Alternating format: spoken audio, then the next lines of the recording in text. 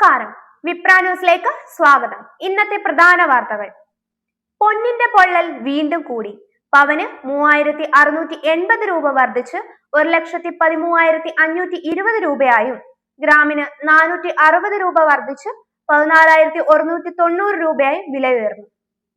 ഇത് എക്കാലത്തെയും വില വർധനവായാണ് കണക്കാക്കുന്നത്. ഈ വില വർധനവിന് കാരണം US-ഉം യൂറോപ്പും രാജ്യങ്ങൾ തമ്മിലുള്ള വ്യാപാര സംഘർഷവും അതുപോലെ രാജ്യാന്തര തലത്തിലുള്ള രാഷ്ട്രീയ അനിഷേധ്യവുമാണ്. കാഞ്ഞിരപ്പള്ളി പക്ഷിപ്പനി സ്ഥിരീകരിച്ച വില്ലണിയിലെ കോഴി ഫാമിൽ കള്ളിങ് നടത്തി. രാവിലെ 8 മണിയോടെ മൃഗസംരക്ഷണ വകുപ്പ്, റവന്യൂ, കൃഷി, ഫോറസ്റ്റ്, പോലീസ്, അഗ്നിശമന സേന വകുപ്പുകളുടെ നേതൃത്വത്തിലുള്ള റാപ്പിഡ് റെസ്പോൺസ് ടീമാണ് കള്ളിങ് നടത്തിയത്. ഫാമിലെ 3000-ഓളം കോഴികളെ കൂടാതെ ഫാമിനോട് ചേർന്ന് 1 കിലോമീറ്റർ ചുറ്റളവിലുള്ള വീടുകളിൽ വളർത്തിയ കോഴികളടക്കമുള്ള പക്ഷികളെയും നശിപ്പിച്ചു.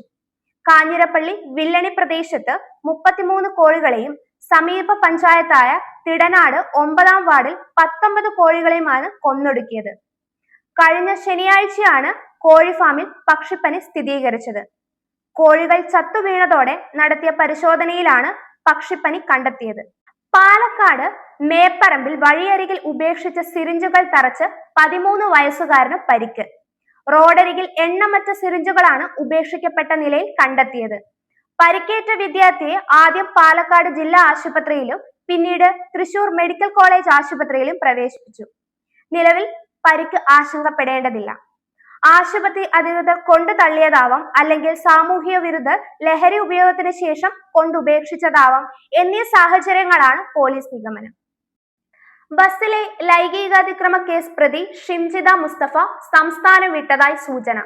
സമൂഹ മാധ്യമങ്ങളിലൂടെയുള്ള ലൈംഗികാതിക്രമ ആരോപണത്തെ തുടർന്ന് യുവാവ് മരിച്ച സംഭവത്തിൽ പ്രതി ഷിംജിത മുസ്തഫ സംസ്ഥാനം വിട്ടതായി സൂചന. മംഗലാപുരത്തേക്ക് കടന്നതായാണ് നിലവിലെ സൂചന. ലൈംഗികാതിക്രമം നടന്നു എന്ന് പറയുന്ന സ്വകാര്യ ബസ് ജീവനക്കാരിൽ നിന്നും ഇന്ന് മൊഴിയെടുത്തു. സമൂഹ മാധ്യമങ്ങളിൽ നിന്നും കണ്ടിട്ടാണ് ബസ് ജീവനക്കാരും ഇക്കാര്യം അറിയുന്നത്. ഇത്തരത്തിലുള്ള ലൈംഗികാതിക്രമം തന്റെ നേരെ നടന്നിട്ടും ഒച്ചയെടുത്തോ മറ്റുള്ളവരെ വിവരം അറിയിക്കുകയോ ചെയ്തിട്ടില്ല. കൂടാതെ ബസ് ജീവനക്കാരെ വിവരം അറിയിച്ചിട്ടുണ്ടായിരുന്നില്ല എന്നാണ് ബസ് ജീവനക്കാരുടെ മൊഴി.